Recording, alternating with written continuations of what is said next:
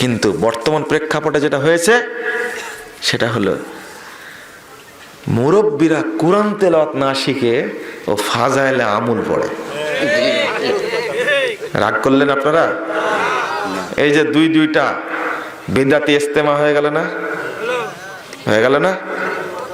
ব্যাগের মধ্যে শুধু ফাজাইলে আমুল, কোরআন নাই। কি কবরে বলতে পারবে যে আমি ফাজাইলে আমুল পড়েছিলাম? বলতে পারবে? বেহেশতের জেওর পড়েছিলাম বলতে পারবে না? অসম্ভব, মুখ দিয়ে আসবে না। সহিহ বুখারীর অনুবাদ পড়ে না, হাদিসের অনুবাদ পড়ে না, এতই কষ্ট পায়। সেদিনে টঙ্গীর মাসের পার্টস দিয়ে গেলাম ময়মনসিংহে, যাওয়ার পথে দেখছি মুরব্বী মানুষ, মাথায় একটা বস্তা, ঘাড়ে একটা বস্তা, পিঠে একটা ব্যাগ বাঁধা, মর্দ হাঁটিয়া চলছে। একবারে আক্ষেপ হলো এটা যে যদি তারা তাওহীদ ভিত্তিক জানতো, তাওহীদটা জানতো, তাহলে এই পরিশ্রমটা বৃথা যেত না। তাদের মধ্যে তাওহীদই নাই, কোরআন তেলাওয়াত করে না। সব মসজিদের মেম্বারের উপরে সাদা কাপড় দেওয়া যেটা মোড়ানো আছে, এটা কিন্তু কোরআন না, ওটা হলো ফাজাইলে আমল। তাহলে কোরআনের মর্যাদা কোথায়? কষ্টকর। আর যে আমলগুলো তারা করে, এটা যদি কোরআন হাদিস ভিত্তিক হতো কতই না ভালো হতো। সেগুলো কোরআন হাদিস ভিত্তিক নাই, শুধু ফজিলত। আচ্ছা, কোরআন তেলাওয়াতের চেয়ে বড় ফজিলত কিছু আছে? নাই। তাহলে এইটা কেন পড়ি না আমরা? পড়ি কোনটা? বলো সুবহানাল্লাহ। একবার সুবহানাল্লাহ বললে 49 কোটি নেকি। আপনারা সুবহানাল্লাহ বলতেছেন। বানিয়াপাড়া মানুষের মধ্যে দুইটা জিনিস দেখলাম, পুরাতন আহলে হাদিস এলাকা, কিন্তু আমি দুইটা জিনিস আমি অসন্তুষ্ট। আপনাদের বলেই যাই, বলবো? রাগ করবেন যে? আমি সংশোধনের জন্য বলছি। আপনারা ছেলে মানুষ, মুরব্বী মানুষ, মধ্যবয়সী মানুষ, মুসাফা করার সময় আমার সাথে দুই হাতে মুসাফা করলেন কেন? এই দেশেরই লোক। কি বলেন আপনি? আচ্ছা, আমারা যারা খেদমত করলো তারা কি আমেরিকার? কি বলেন? আমি বলেছি না আপনাকে, ওই বেদাতীদের সাথে চলার কারণে ওই বেদাতটা ঢুকে গেছে আমাদের মধ্যে। আপনি স্বীকার করবেন না? বললাম যে কঠিন জিনিস এটা। একটা সুন্নাতকে একটু শেখ, আপনার হাতটা দেন তো। এ দেখেন, হাত দিলাম, আমি বললাম আসসালামু আলাইকুম ওয়া রাহমাতুল্লাহ, উনি বলবেন ওয়া আলাইকুম আসসালাম ওয়া রাহমাতুল্লাহি ওয়া বারাকাতুহু। 5212 নম্বর হাদিস। এই মুসাফা করে হাত দুইটা আলাদা হতে হতে ওনার যত পাপ, আমার যত পাপ সবই ক্ষমা হয়ে যাবে। যদি লাগাই একটু কষ্ট, আর একটা লাগান আপনি, আর একটা দেন। আর একটা নাই, তাই না? দুইটা। এবার পাপ কমছে না বাড়ছে? বাড়ছে। যদি বুকে লাগাই, একটা চুমু খাই যদি, এবার কিন্তু কি পাপ বাড়ছে। ওই সুন্নাত পর্যন্ত থাকলেই কি হতো? ওনার পাপ আমার পাপ সবই ক্ষমা হয়ে যেত। এরপরে যখন বাড়ানো শুরু করেছেন তখন পাপ বাড়া শুরু হয়েছে, পাপ কমা শুরু হয়নি। আমি কষ্ট পাই কেন?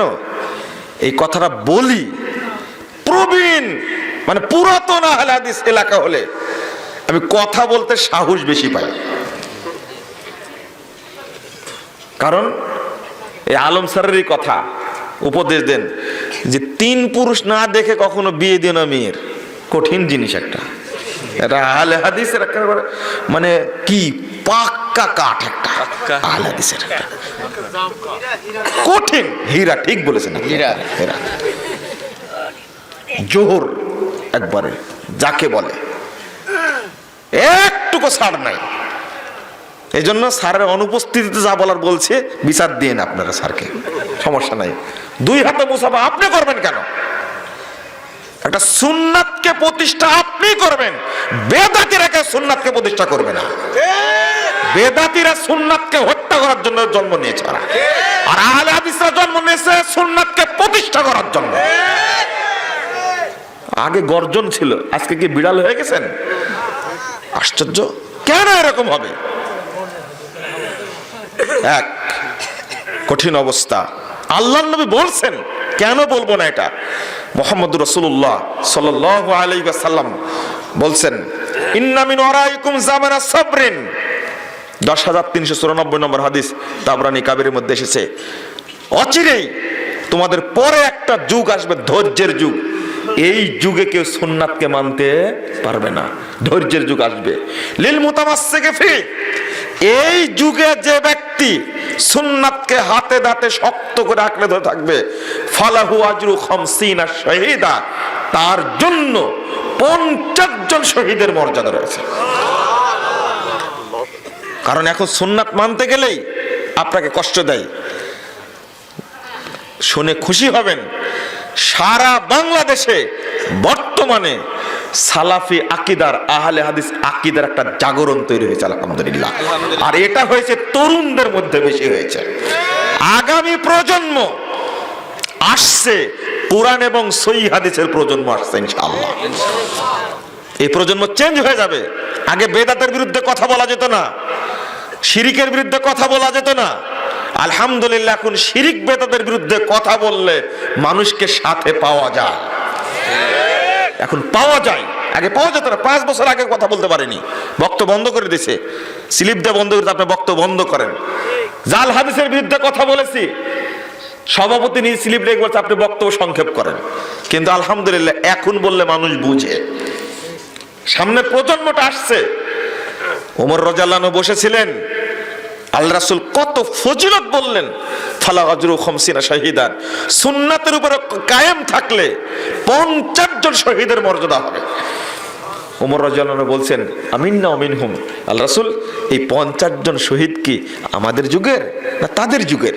আল্লাহ রাসূল বলছেন, লা বাল মিনকুম, আরে না রে ওমর না, তোমাদের যুগে শহীদ হ, বদর উহুদ খন্দকে শহীদ হ, 50 জন শহীদের মর্যাদা পাবে। আপনি এবার বলেন দেখি, একটা সুন্নাতকে হেফাজত করা অর্থাৎ 50 জন শহীদের মর্যাদার সমান। সুন্নাতের দাম এত বেশি, আপনার মাঝ থেকে সুন্নাত উঠে যাবে কেন?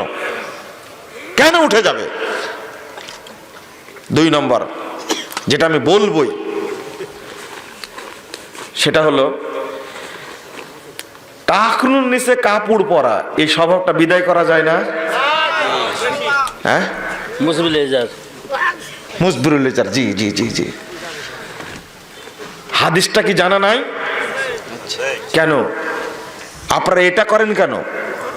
2টা বাহ্যিক সুন্নাত দেখলেই চেনা যায়।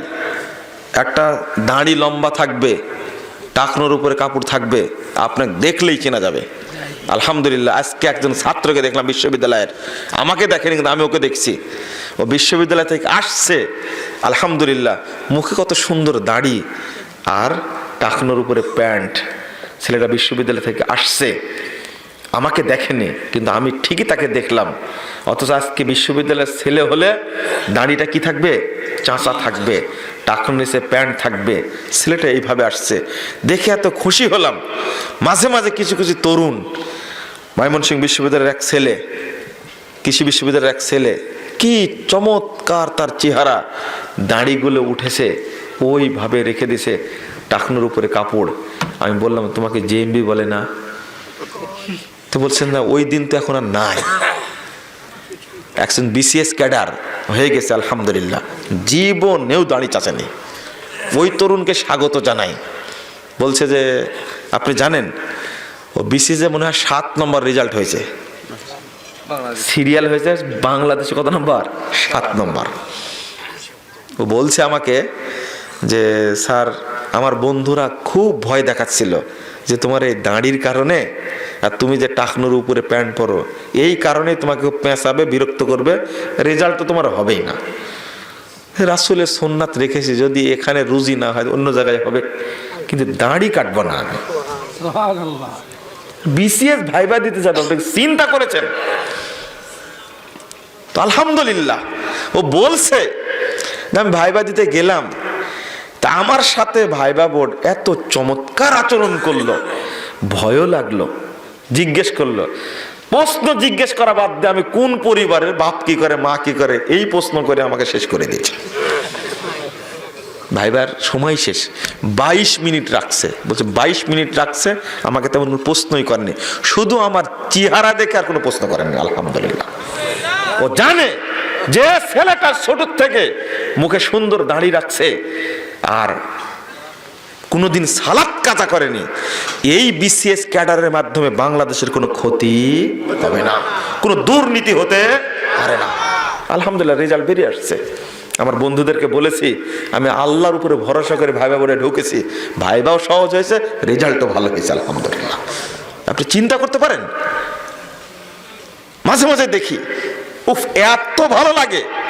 চিটাগং বিশ্ববিদ্যালয়ের এক ছেলে, ঢাকা বিশ্ববিদ্যালয়ের এক ছেলে, এবার 10টা কি 12টা ছেলে চান্স পেয়েছে মেডিকেলে, একটা ছেলে জীবনে দাড়ি কাটেনি।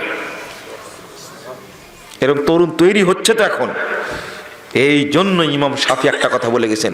ইমাম শাফি এমনি বলেছেন, ইমাম শাফি রাহিমাহুল্লাহ বলছেন, ইদা রাআইতু রাজুলাম মিন আসহাবিল হাদিস কান্নি ফাকান্নি রাআইতুন নবী সাল্লাল্লাহু আলাইহি ওয়াসাল্লাম হাইয়া। আমি যখন কোনো আহলে হাদিস ব্যক্তিকে দেখি তখন স্বয়ং যেন মুহাম্মদ সাল্লাল্লাহু আলাইহি ওয়াসাল্লামকে জীবিত অবস্থায় দেখতে পাই। আপনাকে দেখে মনে হয়, আপনাকে দেখে মনে হয় দাড়িটা এমন করে ছোট করেছেন, করতে করতে করতে করতে আর কাটা যায় না, তখন ওই পর্যন্ত রেখে দিচ্ছে। বউ ভালোবাসে না, তাই না? আপনারও সমস্যা আছে। আপনি বিয়ে, আরে ভাই আপনি বিয়ে করেছেন ডিমান্ড নিয়ে, আপনার বউর কথা শুনবে কেন? চিনি না, পালসার গাড়ি নিয়েছেন আপনি শ্বশুরের কাছ থেকে, হতে পারে না এটা? 2 বিঘা জমি নিয়েছেন, জয়পুরহাটে ফ্ল্যাট নিয়েছেন, বউ আপনার কথা শুনবে? বউ তো আপনাকে গোলাম বানায় রাখবে। আমার বউ কথা শুনে না, আপনার বউ শুনে না কেন? দেখতে গিয়ে বিয়ে করেছেন সুন্দরী দেখি, ভিতরে দিনের গোষ্ঠী নাই, ও আপনার কথা শুনবে? আশ্চর্য। আরে যদি মা যদি হাজেরা হয় আর বাপ যদি ইব্রাহিম হয়, ইসমাইলের মতো সন্তান হবে, এতে কোনো সন্দেহ নাই। কি বুঝাতে চান আমাকে? আর যদি আপনি ঠিক থাকেন, এই অভিযোগ করার সুযোগই পাবেন না। বউকে আগেই বলবেন যে তোমার এই বাড়িতে ভাত হবে না, তুমি চলে যাও। ওই সাহস আছে কি? না, ওই সাহস তো নাই। বউ আপনাকে নিষেধ করবে যে তুমি দাঁড়িয়ে রেখো না, বউ তো সাহসই পাবেন আপনাকে দেখলে। এ কথা বলে কেমন মহিলা আপনি নির্বাচন করলেন? কথা বুঝতে পারেন না? আল্লাহ নবী বলতেন ফাসফার বিজাতিদ দ্বীন, 4টা জিনিস দেখে বিয়ে করা হয়, কিন্তু 4টা জিনিস দেখতে বলেননি। আল্লাহ নবী বলেছেন কি তোমরা দিনটাকে প্রাধান্য দেন। আপনাকে দুনিয়া প্রাধান্য দিয়েছেন, এমন মেয়েকে বিয়ে করেছেন ও ঢাকা বিশ্ববিদ্যালয়ে আইনে মাস্টার্স করা, ইংরেজিতে মাস্টার্স করা, ওর মাথার চুল আগেও কাটা পিছনেও কাটা, আঙ্গুলের নখগুলো কুকুরের মতো বিড়ালের মতো বড় হয়ে আছে, ও জীবনেও কাটেনি। ও বিশ্ববিদ্যালয়ে পড়াশোনা করেছে, ও পড়েছে হাফ প্যান্ট পরেছে, কোনোদিন বুরকা তো দূরের কথা উড়না পরেনি। তাহলে আপনার বাপ, আপনি বিসিএস ক্যাডার, আপনার বাপ বিয়ে দিয়ে আপনাকে বিপদে ফেলে দিয়েছে। কথা বুঝেননি? আগে বিয়ে করার সময় মেয়েটা ভালো করে চয়েস করে নাকি, হতে পারে 2-1টা, কিন্তু সব মহিলা এরকম হবে? আর এখন আলহামদুলিল্লাহ দিনদার মহিলা অনেক আছে। কত শর্ত দিচ্ছে জানেন? আমাকে বলছে যে আপনি যে ছেলেটার কথা বলেছেন, আমি দেখলাম যে ছেলেটা দাঁড়ি ছাঁটে, আমি ওর সাথে বিয়ে করব না। মেয়ে বলছে যে দাঁড়ি ছাঁটে আমি বিয়ে করব না। ওর একটা উত্তর একটা দিয়েছে, দাঁড়ি যারা চাষে আর যারা যারা দাঁড়ি ছাঁটে তাদের চেয়ে দাঁড়ি ছাঁটা লোক বেশি দুষ্টু, দাড়ি চাষে যারা তারা বেশি অত খারাপ না। আমি যে বলে কি মহিলা, তোমার বিয়ে দেওয়া খুব মুশকিল। না হোক বিয়ে, যেহেতু আল্লাহ আমাকে সৃষ্টি করেছেন, বিয়ে যদি কপালে লেখা থাকে তাহলে ভালো ছেলেকে আমি বিয়ে করবো। এগুলো কি হলো এবার দেখেন যে, অপমান হতে কে বাদ থাকলো আর? তা আপনারা অন্তত রাসূলের সুন্নাতের প্রতি মূল্যায়ন করে, সম্মান করে এই সমস্ত বদ অভ্যাস ত্যাগ করা যায় না? টাঙ্গাইলে গিয়ে বললাম, টাঙ্গাইলে গিয়ে বক্তব্য দেওয়ার কোনো উপকার হয় না। টাঙ্গাইলে গিয়ে দেখছে একটা 70 বছর মতো বুড়া খুব ফ্যাশন করে আমাদের খাবার দিতে আসছে, টাকনুর নিচে প্যান্ট, মানে লুঙ্গি, লুঙ্গিটা খুব দামি। আমি বললাম যে মুরব্বি এত ভদ্র কখন হলেন, লুঙ্গিটা একটু টাকনুর উপরে তোলা যায় না? বলছে ওহো নেমে গেছে। না নামেনি, এটা আপনার স্বভাব, ভদ্রতা এটা একটা। আপনি কত ভদ্র, বাড়িতে লুঙ্গিটা পরেন তাও ছেঁচড়া যায় একেবারে, কেন? এটা হাদিসটা জানেন না? এই স্বভাব আসলো কোথায় থেকে? এই দুইটা স্বভাব, আর একটা কি জন্য বললাম, এগুলো যেন না থাকে আপনাদের মধ্যে। আর কি? সালাম। জি, এইগুলো আল্লাহর রাস্তে, এই বেদাতগুলো বাদ দিয়ে সুন্নাত প্রতিষ্ঠা করবেন ইনশাআল্লাহ। যেটা বলছিলাম, আপনারা কি বিরক্ত হয়ে গেলেন? আমাকে উঠাইছেন আপনারা কিন্তু অনেক পরে। থামেন একটু থামেন। আমি যেটা বুঝাতে চেয়েছিলাম, আসলে আপনি কোরআন পড়তে চান না কেন? প্রতিদিন একটা করে পৃষ্ঠা পড়তে পারবেন না? আচ্ছা, আপনি একবার একটা প্রশ্ন করি, আজ থেকে মনে করে দেখেন তো, গত এক সপ্তাহে এক একটা পৃষ্ঠা পড়তে পেরেছেন কিনা? পারেননি। একটু চিন্তা করেন তো, গত মাসটা পড়তে পেরেছেন কিনা? পড়েননি। গত 3 মাস এক এক পৃষ্ঠা পড়েছেন কিনা দেখেন তো? পড়তে পারেননি। তাহলে আপনার উপর রহমত হবে কি করে? আপনার উপর থেকে বিপদ দূর হবে কি করে?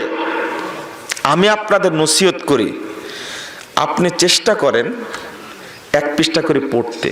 যদি না পারেন সূরা বাকারার অল্প একটু পড়েন, তা যদি না পারেন সূরা আল ইমরান একটু পড়েন, তাও যদি না পারেন সূরা বাকারার শেষ 2 আয়াতটা পড়েন, তাও যদি না পারেন সূরা মুলকটা পড়েন, এটাও যদি না পারেন তাহলে রুজির জন্য সূরা ওয়াকিয়া, আপনি যে রুজির জন্য সূরা ওয়াকিয়া, হাদিসটা একটু দুর্বল হাদিস, ওই জন্য বলছি না। হ্যাঁ, ওটা হাদিসটা জয়ীফ হাদিস। তো যদি আপনি তাও না পারেন সূরা ইখলাসটা পড়েন, 10 বার পড়বেন। কয়বার? তাও যদি না পারেন 3 বার পড়েন, তাও যদি না পারেন 1 বার পড়েন, তাও যদি না পারেন তাহলে শুধু দিনে 1 বার বলেন কুল হুয়াল্লাহু আহাদ। পারবেন? মনে হয় না।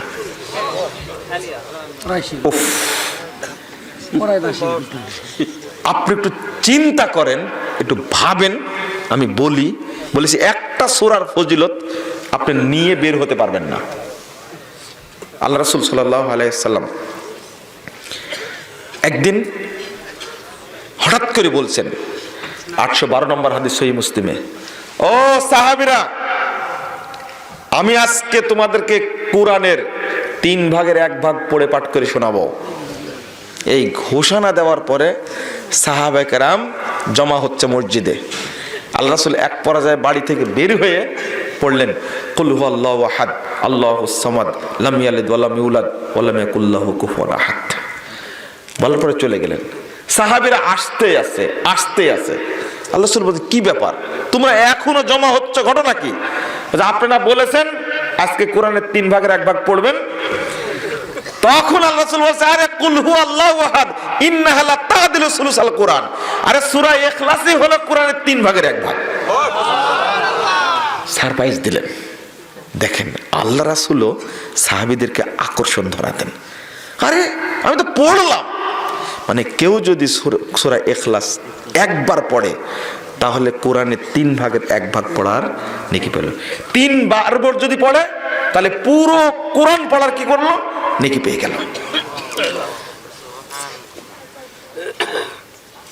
897 নম্বর হাদিস তিরমিজির মধ্যে এসেছে। আল্লাহ রাসূলের সাথে একদিন আবু হুরায়রা চলছেন।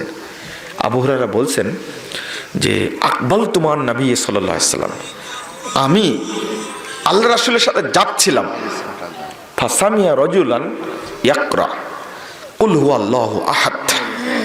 একজন ব্যক্তিকে বলতে শুনলেন, আল্লাহ রাসূল কোথায় থেকে যেন বলছে একজন কুল হুয়াল্লাহু আহাদ। আল্লাহ রাসূল বললেন ওয়াজাবাত, তার জন্য ওয়াজিব হয়ে গেল। আবু হুরায়রা বলছেন মা ওয়াজাবাত, কি ওয়াজিব হলো? আল্লাহ রাসূল বলছেন আল জান্নাহ, তার জন্য জান্নাত ওয়াজিব হয়ে গেছে। কি বলেছে? শুধু কুল হুয়াল্লাহু আহাদ আল্লাহুস সামাদ। এই আয়াত বলা মাত্রই আল্লাহ নবী বলছেন ওর জন্য জান্নাত ওয়াজিব হয়ে গেছে।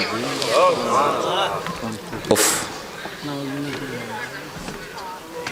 আল্লাহ রাসূল সাল্লাল্লাহু আলাইহি ওয়াসাল্লাম এক ব্যক্তিকে, আল্লাহ রাসূলকে এক ব্যক্তি বলছেন, আল্লাহ রাসূল উহিব্বু আন আকরা কুল হুয়াল্লাহু আহাদ, আমি সূরা ইখলাসটা পড়তে খুব ভালোবাসি, খুব পছন্দ করি। আল্লাহ রাসূল বলছেন ইন্না হুব্বাহা আদখালাকাল জান্নাহ।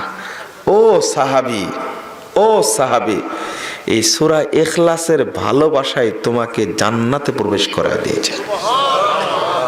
সূরা ইখলাস। এক সাহাবী যুদ্ধে গিয়ে ইমামতি করাতেন, তো সাহাবীরা আল্লাহ রাসূলকে বিচার দিলেন যে কেরাত শেষ করেই সূরা ইখলাস পড়ে, মানে সূরা পড়ার পরে আবার সূরা ইখলাস পড়ে। তো সাহাবীরা প্রশ্ন করলেন, বললেন, আল্লাহ রাসূলকে বিচার দিলেন যে আমরা বলেছি শুনে না, কোরআন তেলাওয়াত শেষেই সূরা ইখলাস পড়ে। রাসূল সাল্লাল্লাহু আলাইহি সাল্লাম বললেন যাও সালুহু, তোমরা তাকে জিজ্ঞেস করো, তোমরাই জিজ্ঞেস করো। তো রাসূল সাল্লাল্লাহু আলাইহি সাল্লাম বললে সাহাবীরা জিজ্ঞেস করলো, তো ওই সাহাবী বললেন ইন্নাহা সিফাতুর রহমান, সূরা ইখলাস হলো রহমানের সিফাত, ওয়াহিব্বুহা, আমি তাকে ভালোবাসি।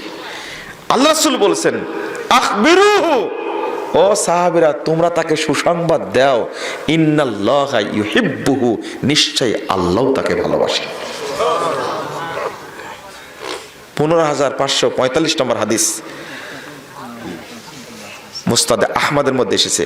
আল্লাহ রাসূল বলছেন মান ক্বারা কুল হুয়াল্লাহু আহাদ হাত্তা ইয়াখতিমাহা, যে ব্যক্তি কুল হুয়াল্লাহু আহাদ শেষ পর্যন্ত পড়বে আশরামার রাত 10 বার, বানাল্লাহু লাহু কসরান ফিল জান্নাহ, আল্লাহ রাব্বুল আলামিন তার জন্য জান্নাতে একটা বিশাল প্রাসাদ তৈরি করে দেন।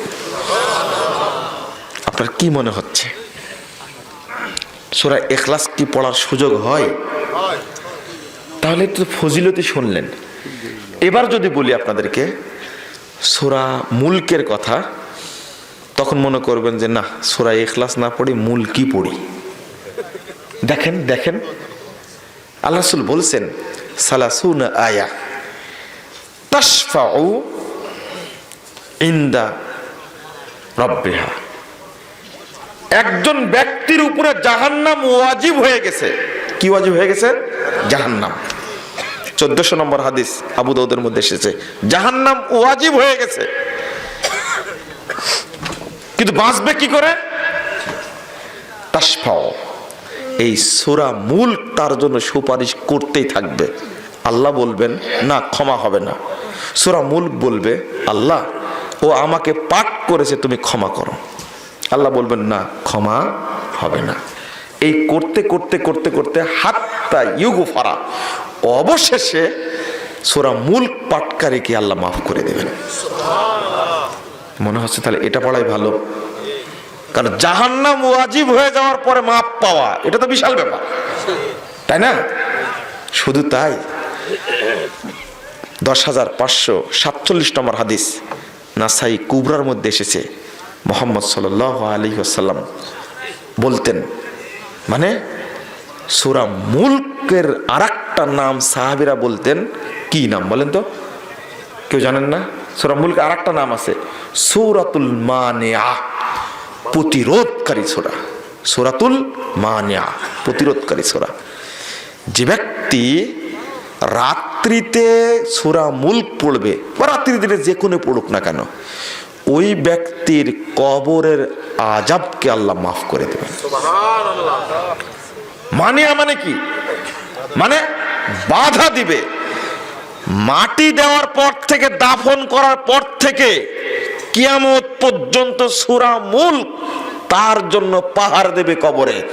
আযাবের ফেরেশতা আসলেই বলবে, এই আমি এখানে আছি, তোর সাহস কত? ফেরেশতার পাওয়ার বেশি না কালামের পাওয়ার বেশি? কোরআনের পাওয়ার বেশি না ফেরেশতার পাওয়ার বেশি? কোরআনের পাওয়ার বেশি। ধমক দেবে, আমি এখানে আছি। আযাবের ফেরেশতা কবরে ঢুকতেই পারবে না। এখন মনে হচ্ছে যে সালে সূরা মুলক পড়াই ভালো। যদি আরেকটা বলি, সূরা বাকারা পড়েন। আল্লাহ রাসূল প্রথমে বললেন ইকরাউল কুরআন। 804 নম্বর হাদিস সহিহ মুসলিমের মধ্যে এসেছে। আল্লাহ দাঁড়িয়ে যাবে, কত হাজার। সূরা বাকারা এবং সূরা আল ইমরান দুইটাই আল্লাহর সঙ্গে ঝগড়া শুরু করে দেবে। বলবে আল্লাহ তুমি জান্নাত দাও, আল্লাহ বলবে না যে না জান্নাত দেব না। তো হাজার ঝগড়া করতেই থাকবে। অবশেষে আল্লাহ রাব্বুল আলামিন ক্ষমা করে দেবেন। তাহলে চিন্তা করেন তো, এবার মনে হচ্ছে সূরা বাকারা পড়াই তাহলে ভালো, এর শক্তি বেশি। সূরা মুলকের ফজিলত পড়লেন, কথা ঠিক আছে। আপনি চিন্তা করবেন কেমন হয়, তুহাজ্জান আল্লাহর সাথে ঝগড়া করবে। সূরা মুলক আল্লাহর কাছে নম করবে, আল্লাহ তুমি মাফ করো, আল্লাহ আল্লাহ তুমি মাফ করো, আল্লাহ আল্লাহ তুমি মাফ করো, আবেদন করবে। কিন্তু সূরা বাকারা সূরা আল ইমরান কি করবে? ঝগড়া করবে। মাফ করবে না মানে তোমাকে করাই লাগবে, তোমাকে করাই লাগবে। তুহাজ্জান দুইটা ঝগড়া করবে আল্লাহর সাথে, মাফ করো, তোমাকে করাই লাগবে। আল্লাহ রাসূল বলছেন সূরা বাকারা এবং সূরা আল ইমরানের ঝগড়ার কারণে আল্লাহ তাকে মাফ করে দেবেন। এরপরে বললেন আচ্ছা বাকারা আল ইমরান যদি পড়ার সুযোগ না হয়, প্রথম বললেন গোটা কোরআন পড়ো, তারপরে বললেন তা যদি না পারো তা সূরা বাকারা আল ইমরান পড়ো, আর তা যদি না পারো তাহলে শুধু বাকারা পড়ো। এবার কোন পর্যন্ত আসলেন? বাকারা পর্যন্ত। বাকারা পড়ার কথা বলে কি বলছেন? ফাইন্না আখযাহা বারাকা ওয়া তারকাহা খাসারা। যে ব্যক্তি সূরা বাকারা পড়লো ওই ব্যক্তি আল্লাহর বরকতের ভান্ডারটাকে আয়ত্ত করল।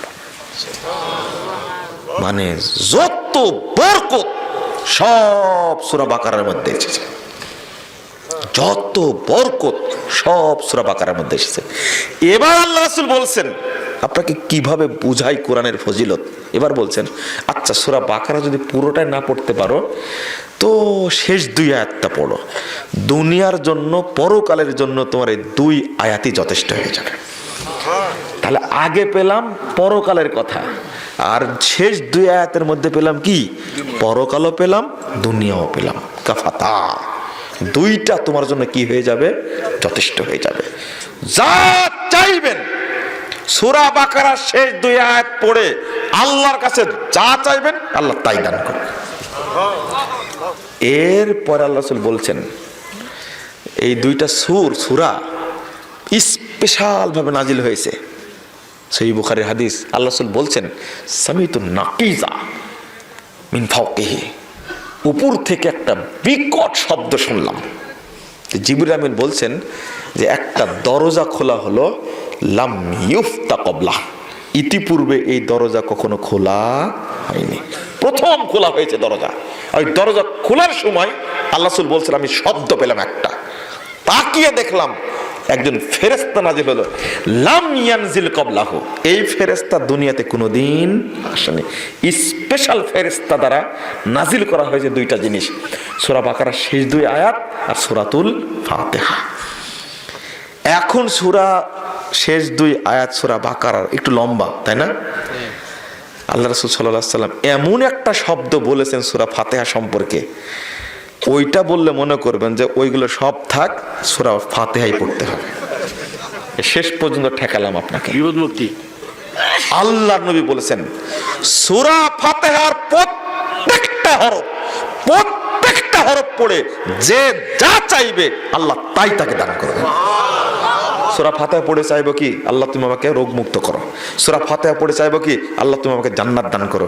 সূরা ফাতিহা পড়ে চাইবো কি, আল্লাহ তুমি আমার পাপগুলো ক্ষমা করে দাও। সূরা ফাতিহা পড়ে চাইবো কি, আল্লাহ আমার পিতা মাতার ক্ষমা করে দাও। সূরা ফাতিহা পড়ে বলবো আল্লাহকে, আল্লাহ তুমি আমার পিতা মাতাকে জান্নাত দান করো। সূরা ফাতিহা পড়ে আল্লাহকে বলবো, আল্লাহ তুমি এই সূরা ফাতিহার ওসিলাতে আমার যত বিপদ তুমি সব দূর করে দাও। কি বুঝতে পারলেন? তাহলে মনে হচ্ছে একটার পরে আর একটা লেগে আছে ফজিলত, যদি বলতে থাকা যায়। মানে মূলত এইটা যা আছে এর মধ্যে, এগুলো সবই হলো বরকত আর রহমতের ভান্ডার, আমরা বুঝতে পারি না। উফ, কিয়ামতের মাঠে কোরআন বলবে সরাসরি, কোরআনের মানে পাঠক আল্লাহকে বলবে, লোকটা জাহান্নামে যাচ্ছে, আল্লাহ বাইহাকি সোয়াবুল ইমান 1839 নম্বর হাদিস, ইয়া রব ইন্নী মানাতুহু নাওমা বিল-লাইল। কোরআন বলবে, আল্লাহ আমি তাকে রাত্রিতে ঘুমাতে দেয়নি, শুধু আমাকে পাঠ করেছে, আল্লাহ তুমি তাকে জাহান্নামে দিও না, জাহান্নামে দিও না। এই কথা বলা মাত্রই আল্লাহ তার সুপারিশ কবুল করবে। কোরআনের এত বরকত। আজকে আপনাদের হেফজখানার সম্মানে মর্যাদায় কোরআনের উপরে আলোচনা করলাম। দুইটা মেসেজ দিয়েছি। একটা হলো যে আপনি মনে করবেন না যে কোরআন পড়ালে ভিক্ষা করে খাই। যারা কোরআনের মাদ্রাসায় ছাত্র পড়ায় না, তারাই মূলত এই কথার প্রচারক।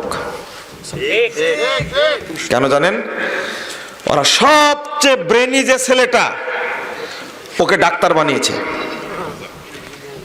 তারপরে যে ব্রেনি ওকে ইঞ্জিনিয়ার বানাইছে, সবচেয়ে বদের হাড্ডি যেটা ওকে দিয়েছে মাদ্রাসা। যত আকাম কুকাম করে ও পড়বে ক্লাস 5 পর্যন্ত, অথবা হেফজখানায় পড়ে হাফেজের নাম দিয়ে সারা দুনিয়া ভিক্ষা করে বেড়াবে। কথা বুঝেননি? মূলত ওদের সন্তানই। বেটা তুমি ভিক্ষা করে খাওয়ার কথা বলো, তুমি সমালোচনা করো, কোরআনকে বলো ফকিরি বিদ্যা।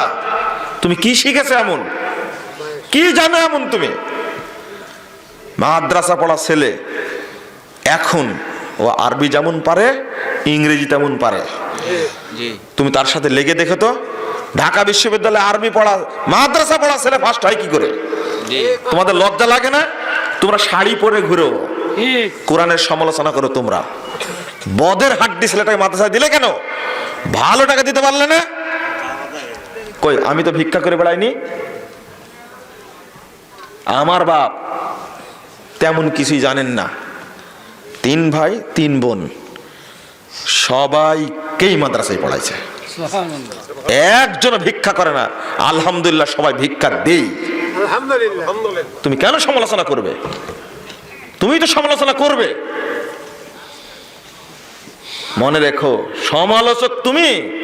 ওই ডাক্তারের বাড়িতে যে বুড়া হওয়ার পরে তোমাকে বকরির ঘরে রাখবে বৌমা, তোমাকে ভালো ঘর দিবে না। কত রিপোর্ট নিবে যে বুড়া এসেছে, সেনা অফিসারের বাপ সেনা কুঞ্জে গেছে, দরজা টোকা দিয়েছে, এত বড় অফিসারের বাপ গেছে, বৌমা ভিতর থেকে বলছে আপনার বেটা বাড়িতে নাই, পরে আসেন। বেটা মর এখন গলায় দড়ি দে। সেনা সদস্য মানুষ অফিসার বানাইছো, বলছে আমি তোমার শ্বশুর। তুমি শ্বশুর বলে পরিচয় দিচ্ছ, বৌমা তোমাকে কুকুর মনে করতে, তুমি হিসাব করনি? পড়াইছো যে কোথায়? সকালবেলা উঠে ব্রাশ করায়, সকালবেলা উঠে একবারে ফজরের আগে আগে উঠা, ঘুম থেকে উঠা ব্রাশ করাইছো, খেতে দিছো, পাঠাইছো প্রাইভেটে কিন্ডারগার্টেনে, ওকে নামাজ পড়া শিখাওনি। ওর বউ তো কুকুর বলবেই তোমাকে। কেন পড়াওনি? উচিত ছিল আগে কোরআন শিক্ষা দেওয়া।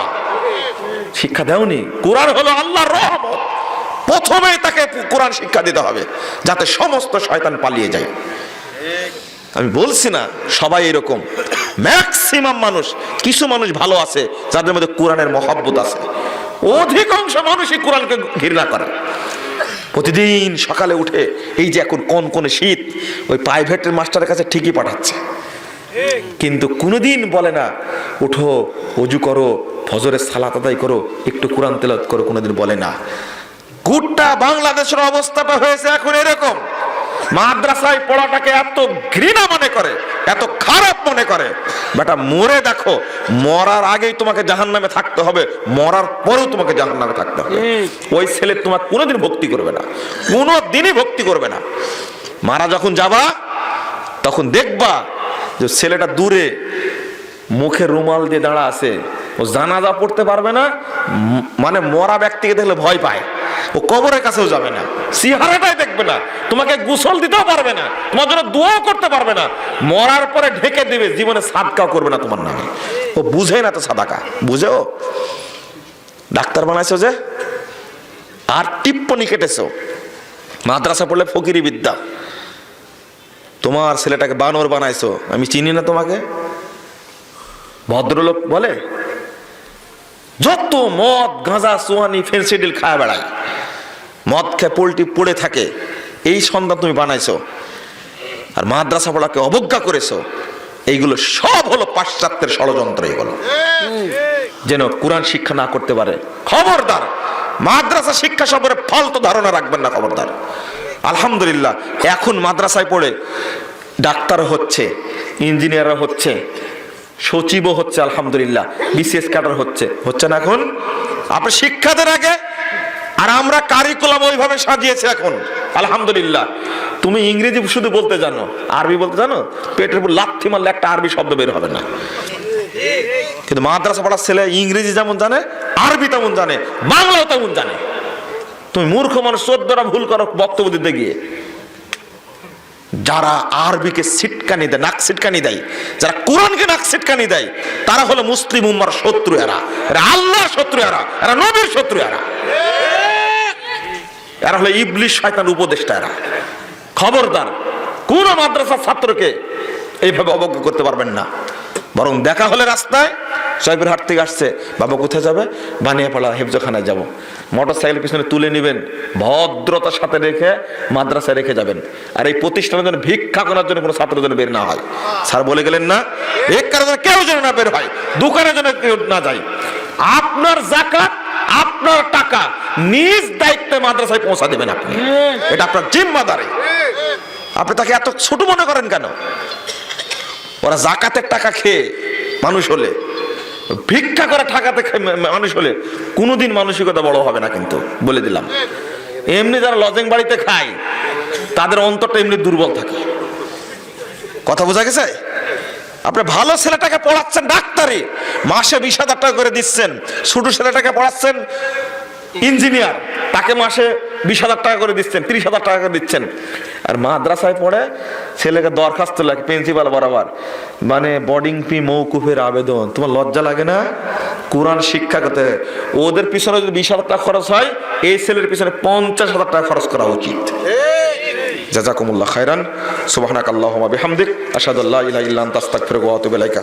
শেষে খেপে গিয়ে কিছু কথা বললাম, আপনারা রাগ করবেন না, আমি কষ্ট পেয়ে বলেছি। যাবে না।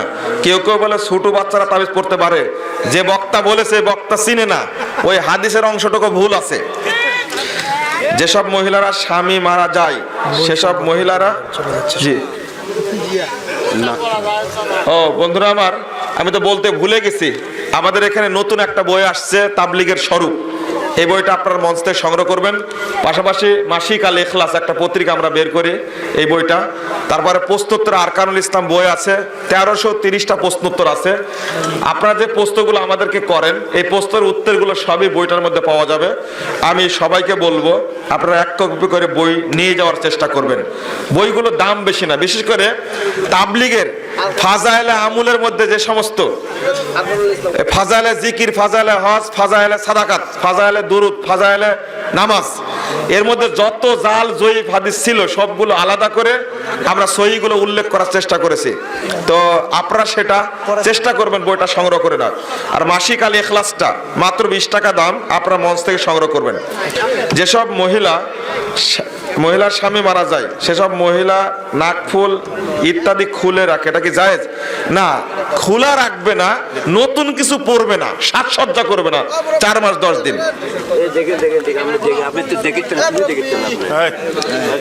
বহুমূত্রের সমস্যা থাকার কারণে ছাড়াতে দাঁড়ানো অবস্থায় করণীয় কি? কোনো সমস্যা নাই, যদি তার পেশাব বেরিয়ে যায় ওইভাবে সালাত আদায় করবে, কোনো সমস্যা হবে না। মৃত ব্যক্তিকে কবরে দেওয়ার সময়ও পরে গোলাপ জল ছিটানো যাবে কি? না, যাবে না। জুমার নামাজের পর মসজিদে টাকা দান করে অনেকে দোয়া চায়। হ্যাঁ, টাকা দান করে দোয়া চাইতে পারে, কিন্তু এই অজুহাতে দলবদ্ধ সম্মিলিত দোয়া করা যাবে না, এর কোনো দলিল পাওয়া যায় না। ইমাম মাহাদি আসার আলামত কি এসেছে? না, ইমাম মাহাদি খুব তাড়াতাড়ি আসতে পারেন এই কথা বলবেন, কিন্তু কোন সালে কোন তারিখে আসবে এমনটা বলা যাবে না। আমরা 7 ভাগে কুরবানি দেই, এটাকে ঠিক? আসলে কয়েকটা ফতুয়া আমাদেরকে খুব বিব্রতকর অবস্থায় ফেলে দিয়েছে। 1 নম্বর হলো এই ফরজ সালাতের পরে মুনাজাত, আর 2 নম্বর হলো 2 আজান, আর 3 নম্বর হলো ভাগা কুরবানি, তাই না?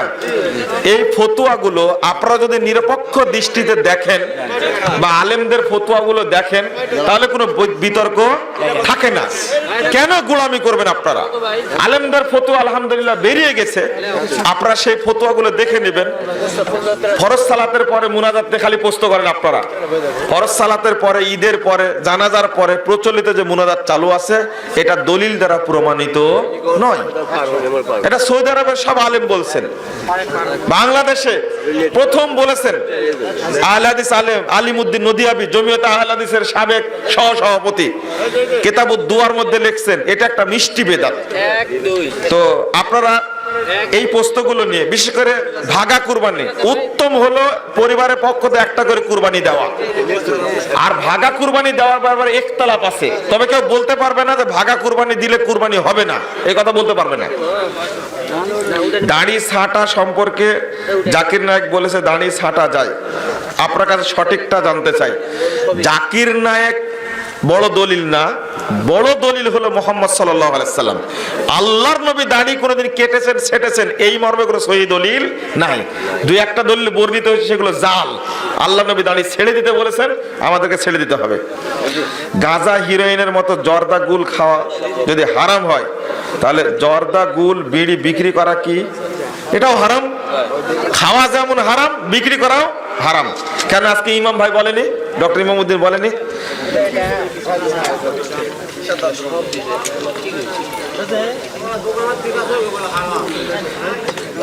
আমাদের আবার মুনাজাত সম্পর্কে লিখছেন, এটা আগেই বলে দিয়েছি। আপনারা যারা মুরব্বী আছেন তাদেরকে বলবো আপনারা বাড়াবাড়ি না করে চেষ্টা করবেন আপনারা দলিল ভিত্তিক আমল করার। কি দরকার বাড়াবাড়ি করার? আমাদের সকল মসজিদে লিখছে এখানে একই অবস্থা। মাগরিবের সাথে এশার সালাত জমা করে নিব, তখন বেতে সালাত পড়তে হবে কি? জি, বেতেরও পড়ে নেবেন, তখন কোনো সমস্যা নাই। মাথা আসানোর পর যে চুল চিরুনির সাথে উঠে সে চুলগুলো জমা করে বিক্রি করা যাবে কি? না, যাবে না। এটা ফেলে দিতে হবে, বিক্রি করা নিষেধ। বাংলাদেশে প্রতিষ্ঠিত সরকার ব্যবস্থা কি তাগুত? এটা যদি না বুঝেন আপনি কি মুসলিম না? আপনি হ্যাঁ, এটা তো তাগুতই তো। জীবিকা নির্বাহের জন্য সহজলভ্য পথ ও আর্থিক সামর্থ্য থাকা সত্ত্বেও তাগুতি সরকারের অধীনে চাকরি করা যাবে কি? এইটা প্রশ্নটা ভুল হয়েছে, মানে প্রশ্নটা ঠিক আছে, আপনি বুঝতে ভুল করেছেন। সরকার তাগুত হলেও তার আন্ডারে চাকরি করা যাবে না এমনটা না। চাকরিটা আপনার বৈধ কিনা সেটা দেখতে হবে, মানে যে কর্মটা। তো ব্যাংকে চাকরি করতে আমরা কি করি? নিষেধ করি। কথা বোঝা গেছে? এরকম হারাম জিনিসের চাকরি আপনি করতে পারবেন না। আপনি একটা প্রতিষ্ঠানে শিক্ষকতা করেন, সরকারি প্রতিষ্ঠানে করেন, কোনো আপত্তি নাই। ও রোড তৈরি হয়েছে সুদের টাকায়, রোডে হাঁটা যাবে না। পাপ করলে একজন চাপা দিলে আরেকজনের উপরে, একজনের পাপ আরেকজনের উপরে বর্তায় না। কথা বোঝা গেছে? যেহেতু মাইক আলা, এ হয়তো টাকা হারাম টাকা দিয়ে কিনেছে, এখন আপনি ফতুয়া দিলেন মাইকে বক্তব্য দেওয়া যাবে না, এটা তো না। দৃষ্টান্ত। জি জি, না আপনাকে বলিনি, উদাহরণ দিয়েছি। এতগুলো আলেমের বক্তব্য শুনে আপনার মুখে দাড়ি নাই কেন? হ্যাঁ আছে না? ওই যে ভাই বলছি ও শ্রোতাটা। আচ্ছা আচ্ছা আচ্ছা, আসল মালিক আছে। আমার বয়স 21 বছর, আমার আকিকা দেওয়া হয় নাই, আমি কি এখন আকিকা দিতে পারবো? না, আকিকা দেওয়ার প্রয়োজন নাই। সপ্তম দিনে আকিকা দিবেন, প্রয়োজন নাই। আমার মসজিদে কি টাকা দেওয়া যাবে? কারণ টাকায় তো ছবি থাকে। মসজিদে কি টাকা দেওয়া যাবে? দারুণ প্রশ্ন, আমি জীবনে প্রশ্ন পাইনি। টাকায় ছবি থাকার কারণে টাকা দেওয়া যাবে কিনা, এই প্রশ্ন কোনোদিন পাইনি। অদ্ভুত একটা প্রশ্ন করেছেন, যাক আপনাকে অনেক ধন্যবাদ। মানে ওইটা দোষ আপনার না। ওই যে কথাটা আগে বললাম, টাকায় কি ছবি আপনি যুক্ত করেছেন? না না। এটাও আরেকটা জিনিস জেনে রাখবেন, কেউ যদি হারাম টাকা দেয় মসজিদে, মসজিদে সালাত হবে না, এই ফতোয়া না কিন্তু। কথা বোঝা গেছে? এই ফতোয়া না, যে দান করেছে তার নেকি হবে না, ফতোয়া হলো এইটা।